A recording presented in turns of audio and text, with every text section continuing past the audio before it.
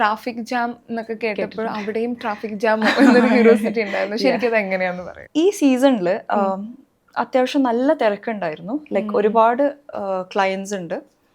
Nepal government നല്ല ഒരുപാട് permits issue ചെയ്തിട്ടുണ്ടായിരുന്നു. അത് ഒരു റീസൺ. രണ്ടാമത്തെ റീസൺ വെതർ വിൻഡോ ഭയങ്കര സ്മോൾ ആയിരുന്നു. അതായത് നമ്മൾ നോക്കിയപ്പം 18, 19, 14, 18, 19, 22 ഈ 4 ഡേയ്സേ കാണുന്നുള്ളൂ. അപ്പം നമ്മൾ ആദ്യം 14th സമ്മിറ്റ് പുഷ് ചെയ്യണം എന്ന് വിചാരിച്ചതായിരുന്നു നമ്മുടെ ടീം. പിന്നെ അവർ പറഞ്ഞു അതിൻ്റെ അപ്പുറത്തെ ദിവസം ഇപ്പുറത്തെ ദിവസം ഭയങ്കര മോശം വെതർ, സോ നിങ്ങൾ സഫർ ചെയ്യും, കയറുമ്പോൾ ഇറങ്ങുമ്പോൾ സഫർ ചെയ്യും, മറ്റേ സമ്മിറ്റ് നല്ലതായിരിക്കും പക്ഷെ ബാക്കി സഫർ ചെയ്യുന്നു. അപ്പം അങ്ങനെ അത് അബാൻഡൻ ചെയ്തു. പിന്നെ വന്ന നല്ലൊരു സമ്മിറ്റ് വെതർ വിൻഡോ ആണ് 18, 19. അപ്പം എന്ത് ചെയ്തു, നമ്മളെ ബേസ് ക്യാമ്പിലുള്ള എല്ലാവരും അതിനു വേണ്ടിയിട്ട് പുഷ് ചെയ്തു. 18, 19 അങ്ങനെ ഒരു 400ഓളം ക്ലയൻസ് ഈ ഒരു ദിവസം 18th സബ്മിറ്റ് ചെയ്യാൻ വേണ്ടി പോയി. ക്ലയൻസ് മാത്രമല്ല അതിൻ്റെ കൂടെ അവരുടെ ഗൈഡ്സും. അപ്പോൾ ഒരുപാട് പേരായി. നമ്മളെല്ലാം ഇങ്ങനെ ലൈനിൽ ഇങ്ങനെ നിന്നിട്ടാണ് പോകുന്നത്. ഫുൾ ടൈം സ്ലോലിയേ പോകുന്നുള്ളൂ. അതിൻ്റെ കൂടെ ലൈനും കൂടെ ആയപ്പോൾ അത് ആകെ സ്റ്റക്കായി. ഒരു റോപ്പേ ഉള്ളൂ, എല്ലാവരും മുകളിലോട്ടേക്ക് പോകാൻ ഒരു റോപ്പേ ഉള്ളൂ. അപ്പം എല്ലാവരും ഈ റോപ്പിനോട് അറ്റാച്ച്ഡ് ആണ്. അപ്പം ആരെങ്കിലും ഒരു സ്ലോ ആള് മുന്നിലുണ്ടെങ്കിൽ ഇത് ഫുൾ ഒരു ഡോമിനോ എഫക്റ്റ് പോലെ എല്ലാവരും എഫക്റ്റ് ചെയ്യും.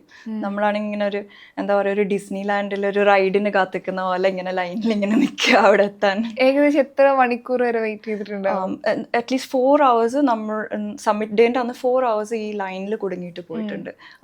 അതുകൊണ്ട് കുറേ പ്രശ്നങ്ങളും ഉണ്ടായിട്ടുണ്ട്. നമ്മളിങ്ങനെ അനങ്ങാതെ നിൽക്കുമ്പം ബ്ലഡ് ഫ്ലോ ഇല്ലാതാവുമ്പോൾ നമ്മളെ കൈയും കാലൊക്കെ ഫ്രീസ് ചെയ്യാൻ തുടങ്ങും.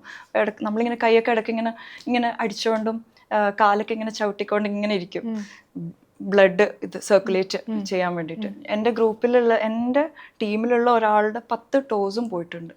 ഇത് ഫ്രോസ് ബൈറ്റ് വന്നിട്ട് അതൊക്കെ മുറിച്ചളയണം. ഒരു ദിവസം ഇത്രയും എവറസ്റ്റ് കീഴടക്കാൻ ഇത്രയും ആളുകൾ പോകുന്നു എന്ന് പറയുന്ന ഒരു കൗതുകമാണ്. ഞാൻ അത്രയധികം വളരെ കുറച്ച് പേര് മാത്രമേ ഈ സാഹസത്തിൽ നിൽക്കുന്നതാണ് വിചാരിച്ചത്. പക്ഷെ ഇതൊരു പോകുന്നുണ്ട്. പക്ഷെ ഇവരെല്ലാവരും മുകളിലോട്ട് എത്തുന്നുമില്ല. ഈ ലൈനിൽ വെയിറ്റ് ചെയ്യുമ്പം നമ്മൾ നമ്മളൊരു ലിമിറ്റഡ് എമൗണ്ട് ഓഫ് ഓക്സിജനും കൊണ്ടാണ് മുകളിലോട്ട് പോകുന്നത്. ഗൈഡ് അത്രേ പ്രതീക്ഷിക്കുന്നുള്ളൂ, 2 ഓക്സിജൻ ടാങ്ക് അങ്ങനെ പ്രതീക്ഷിക്കുന്നുള്ളൂ. അപ്പോൾ അവരത് ക്യാരി ചെയ്തിട്ടാണ് പോകുന്നത്. അപ്പോൾ ഈ ലൈനിൽ കാത്തു വെക്കുമ്പം ഓക്സിജൻ സപ്ലൈ കഴിയാനാവുമ്പം പിന്നെ ഒന്നും ചെയ്യാനില്ല, തിരിച്ചിറങ്ങണം. അങ്ങനെ ഒരുപാട് പേര് അബാൻഡൻ ചെയ്ത് തിരിച്ചറിയും. പിന്നെ ഈ നിന്നിട്ട് ഇങ്ങനെ കാലും കൈയൊക്കെ ഫ്രോസൺ ആയിട്ട് ആൾക്കാർക്ക് മാനേജ് ചെയ്യാൻ പറ്റാതെയും ആള് തിരിച്ചിറങ്ങിയിട്ടുണ്ട്. ഇതൊക്കെ അതിൻ്റെ ഒരു പാർട്ടാണ്.